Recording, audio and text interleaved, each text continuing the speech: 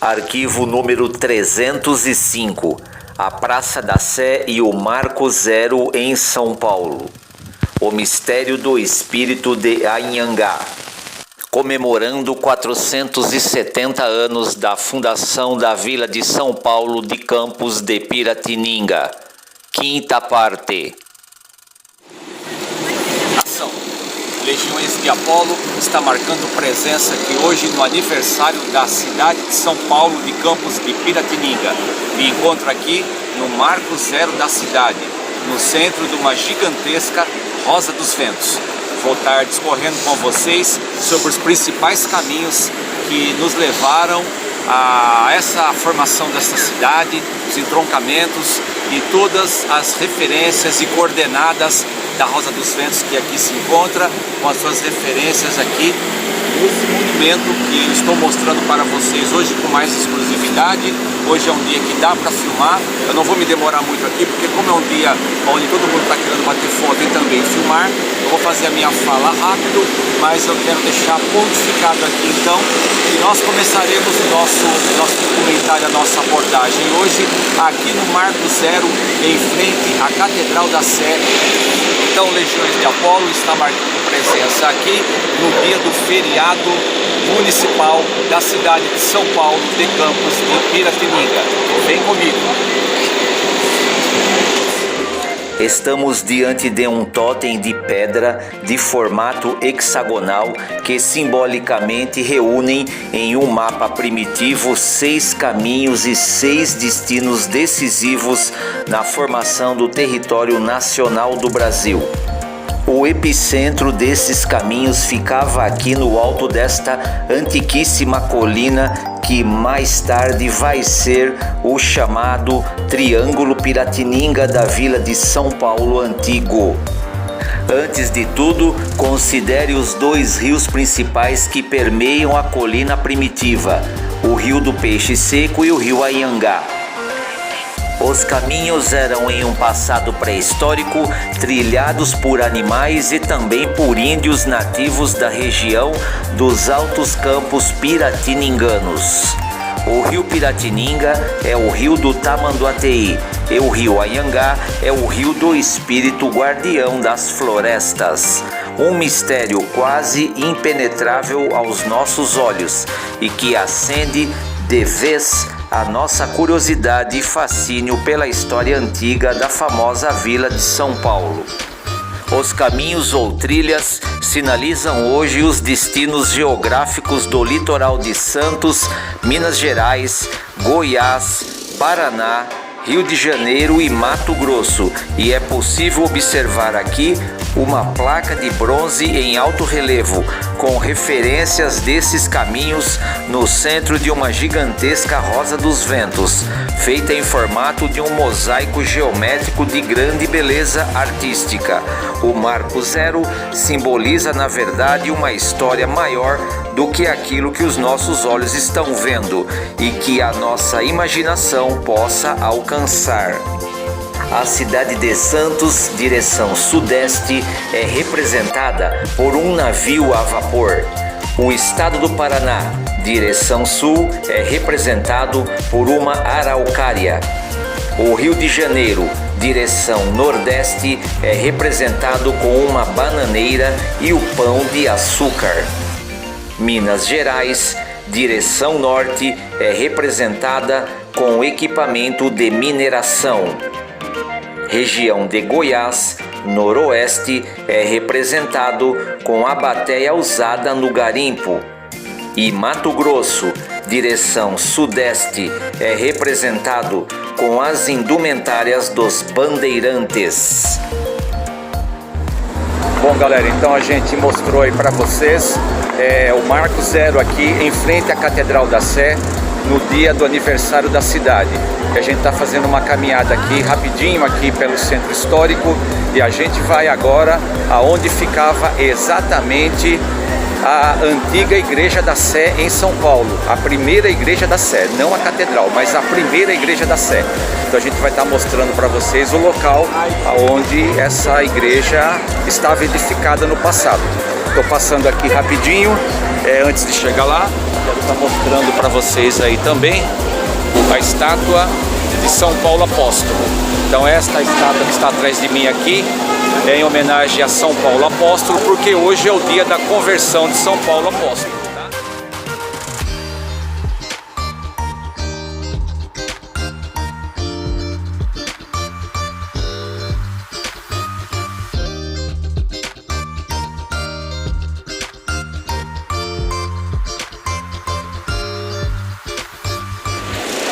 Estou exatamente no ponto exato onde era a antiga Sé, a antiga Praça da Sé. A Praça da Sé original, ela era deste ponto para baixo, era este pedaço todo aqui que a gente tem, que é a Praça da Sé. Onde está o padre José de Anchieta, que é a estátua dele em bronze, é o marco central da antiga Sé. Aqui ficava esta igreja da Sé e naquele prédio lá do lado ficava a igreja de São Pedro dos Clérigos, do qual eu já mostrei um arquivo aqui no canal com grande exclusividade, um arquivo raríssimo. Vocês podem estar conferindo aí e apreciando este arquivo também, da igreja antiga de São Pedro dos Clérigos, da qual já foi demolida, ela não existe mais.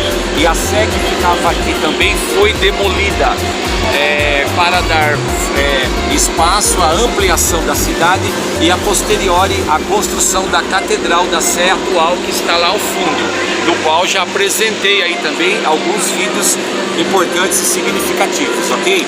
Então a gente está apreciando aí os passos de Anchieta, porque ele é o patrono aí de alguma forma da parte da catequese. Isso é muito importante a gente também deixar frisado aí no canal. E continuar então agora aí, indo em direção ao museu, ao pátio do colégio lá no Museu Anchieta. E é lá que a gente vai complementar esta fala aqui, ok? Então vem comigo agora.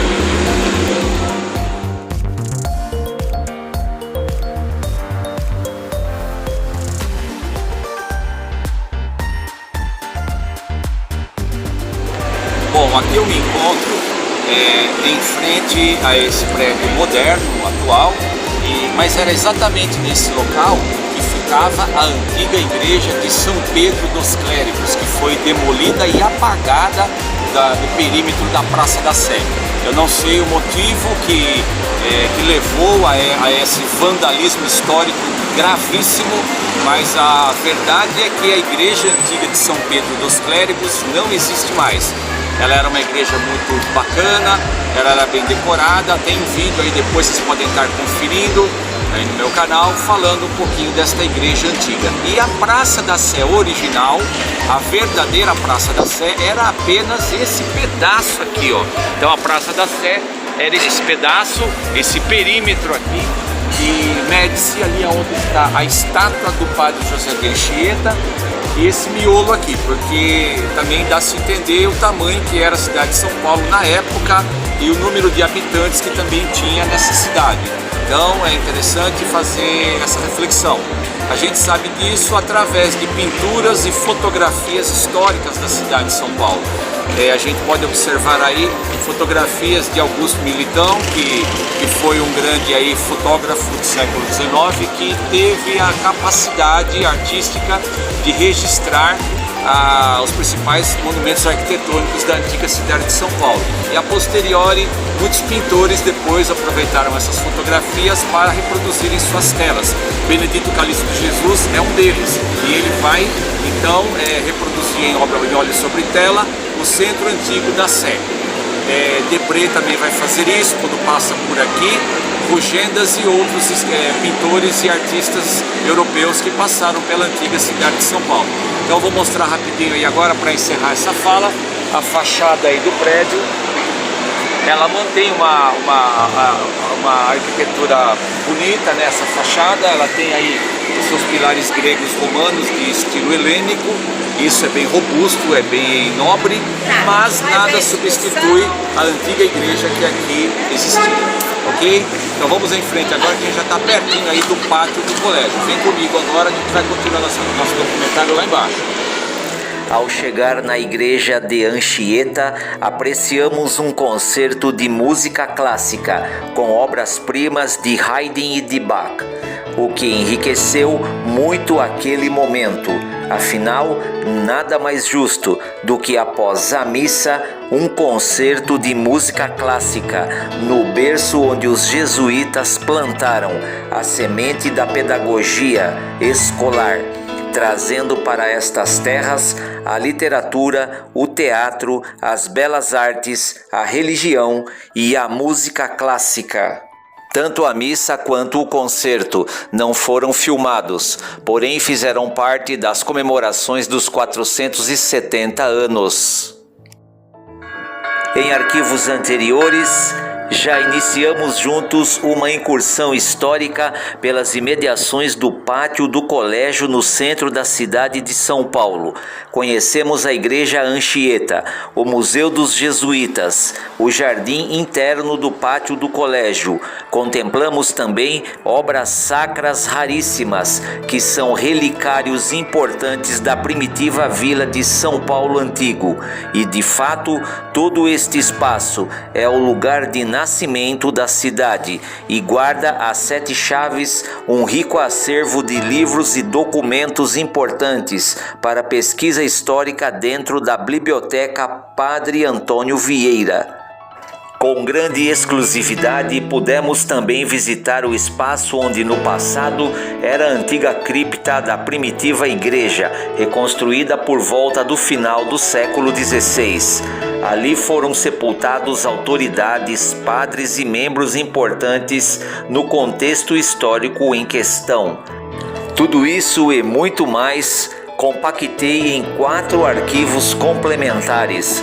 E hoje daremos a sequência justa ao mesmo tema, nas honrosas comemorações dos 470 anos de fundação da Vila de São Paulo, assunto central que este canal Legiões de Apolo dá grande importância como tema.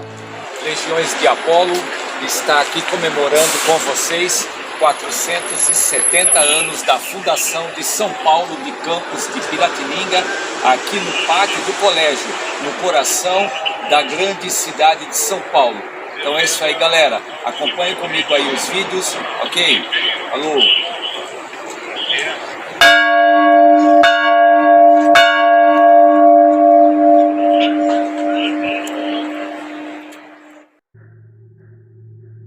Seguindo passos em uma incursão rápida pelo centro histórico antigo de São Paulo, saímos no Largo de São Bento, entre as ruas Florencio de Abreu e a Rua São Bento.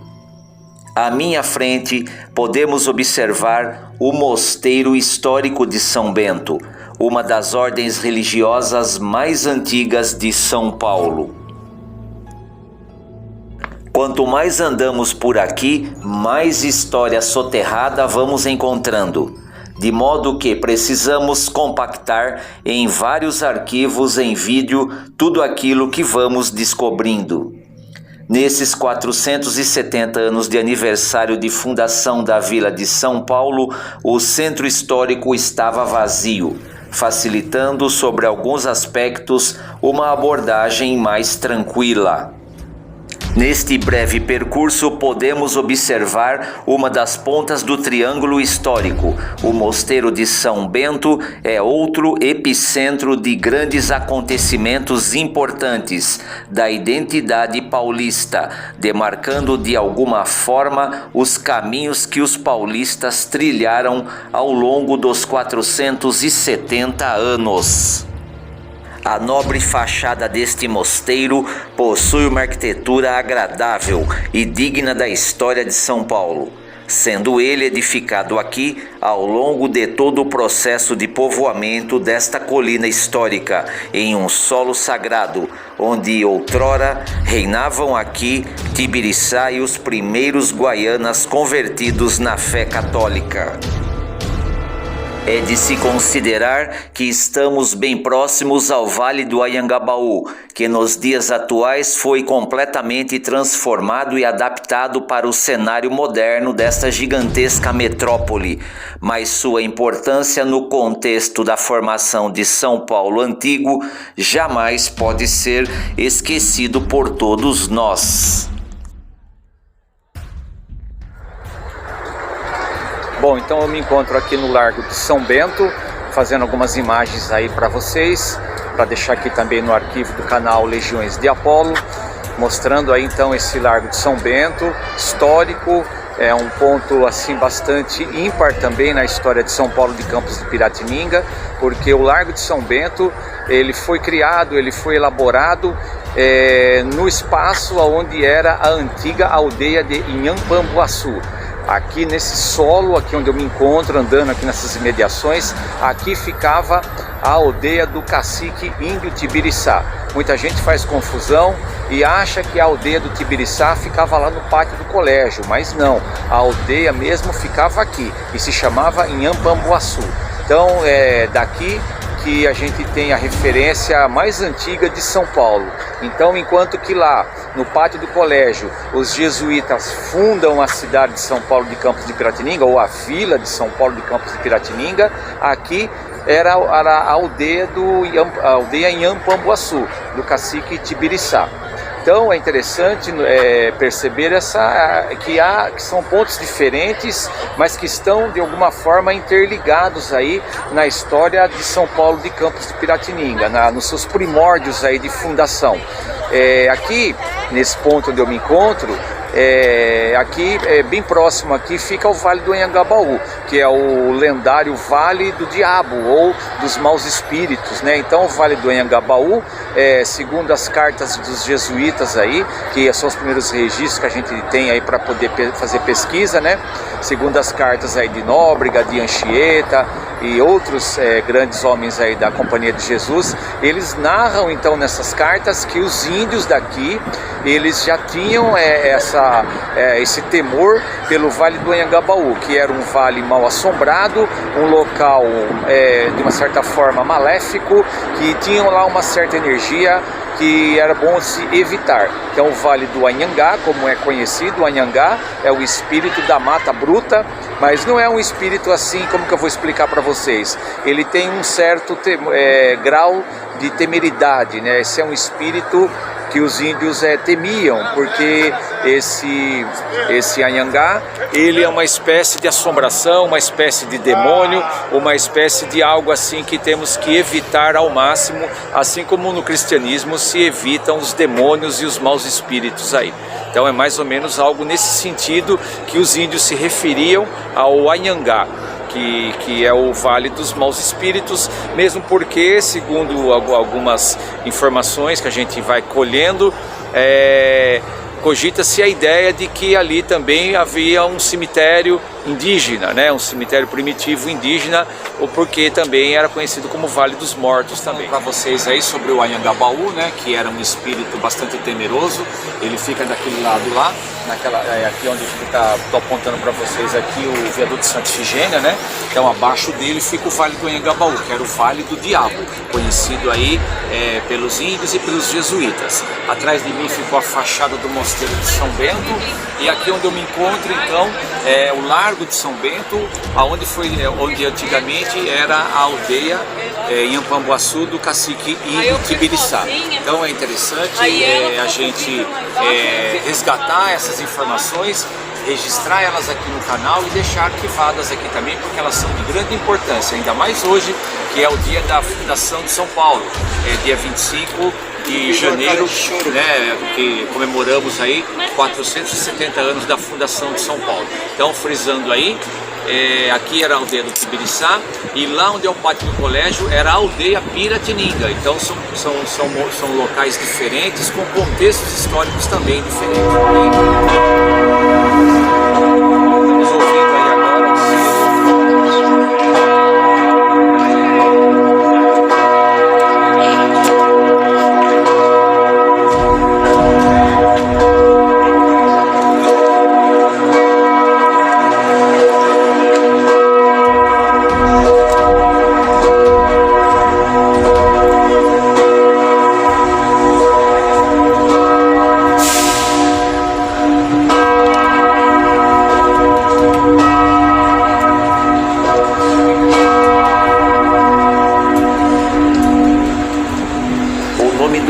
Anhangabaú é bastante sugestivo entre as crônicas e os relatos do século XVI e XVII, pois evoca uma série de histórias enquanto cenário pitoresco ideal para São Paulo, causos de assombrações antigos e até esbarra em lendas macabras e também fatos reais que encheriam de terrores até o mais cético dos incrédulos. Antigamente, os índios relataram aos jesuítas e também aos primeiros colonos portugueses e também aos primeiros paulistas que era preciso evitar este lugar por ser mal assombrado. Este vale estava marcado de aparições espectrais, energias estranhas e vibrações temerosas, das quais os nativos tinham muito medo. O nome Anhangá, na língua tupi, significa o espírito guardião das florestas e está associado a uma entidade mítica sobrenatural que poderia provocar má sorte naqueles que, incautos, violassem as leis eternas e naturais da selva. E aqui, história e mitologia se confundem e ganham fama na medida exata em que a cidade vai crescendo e se expandindo, acreditando cegamente no falso progresso e esquecendo a verdadeira história dos mitos desta terra. Não é forçoso afirmar, em uma associação bastante singular, que a maioria dos eventos mais macabros da cidade de São Paulo, ao longo do tempo, ocorreram próximos ao Vale do Anhangabaú. Diziam nos primórdios que em algum lugar deste vale era um cemitério de índios, mas não foram encontrados vestígios arqueológicos que provem o fato. E mesmo assim, o lugar era considerado como um vale dos maus espíritos. E também não é coincidência que o primeiro arranha-céu moderno da cidade de São Paulo, o edifício Martinelli, que tenha se tornado ao longo do tempo o primeiro prédio onde se concentrou todo tipo de energias e eventos sobrenaturais que esbarram em crimes hediondos e todo tipo de vícios decadentes. Antigamente, um marginal desprezível e famoso, conhecido por Meia-Noite, se escondia neste prédio, onde cometia crimes e assassinatos brutais. Um jovem adolescente, conhecido por Davidson, foi assassinado pelo bandido Meia-Noite no ano de 1947 e, segundo contam os autos do crime, foi jogado no fosso deste mesmo prédio. Também existe o registro de uma jovem do Baixo Meretrício do centro de São Paulo, conhecida antigamente por Neide. Foi ela barbaramente torturada e jogada do alto deste edifício por volta do ano de 1965. Os contextos dessas histórias aparentemente são isolados, mas ocorreram próximos ao Vale do Anhangabaú. Este famoso prédio, até os dias de hoje, ainda é cenário de aparições fantasmagóricas e espectrais, narradas por zeladores e seguranças deste edifício. Falaremos mais sobre o prédio do Martinelli e suas lendas urbanas em uma outra oportunidade. E por falar em prédios famosos, construídos próximos ao Vale do Anhangabaú, temos também o evento do incêndio macabro do edifício Joelma, que ceifou centenas de vidas de forma horrível e completou neste último dia 1º de fevereiro 50 anos dessa tragédia horrível. O prédio do edifício Joelma também fica nas proximidades do Vale do Anhangabaú. No mesmo espaço onde foi construído o prédio do Joelma no passado, houve também o horrendo crime do Poço, que deu muito o que falar para a época.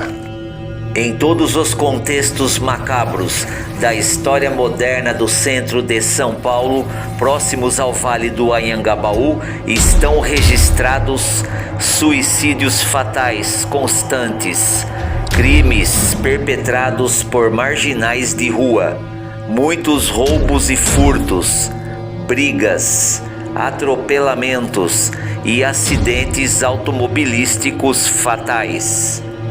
O comércio feito ali, próximo ao Vale do Anhangabaú, não vai para frente, e uma quantidade muito grande de apartamentos estão para alugar ou vender, sem encontrar, no entanto, quem queira investir seu capital neste lugar. Ao cair todas as noites, além do perigo eminente praticado por marginais de rua, existem relatos de fantasmas e vultos que aparecem e somem misteriosamente neste lugar. E nos dias atuais, o mesmo lugar, o Vale do Anhangabaú, foi escolhido para eventos lúdicos do Dia dos Mortos, onde os jovens se fantasiam de vampiros, monstros e zumbis urbanos, com fortes alusões a filmes de terror famosos. Estas são algumas de muitas histórias e associações macabras com o Anhangá. Você não é obrigado a acreditar nelas. Acredite se quiser, ou venha você mesmo conferir de perto estas histórias macabras. Tem coragem? Então é isso, pessoal. Fechando aí com vocês esse take aqui no Largo de São Bento, aqui, um ponto importante da história de São Paulo, de Campos de Piratininga, aqui no canal Legiões de Apolo. É isso aí, galera. Valeu!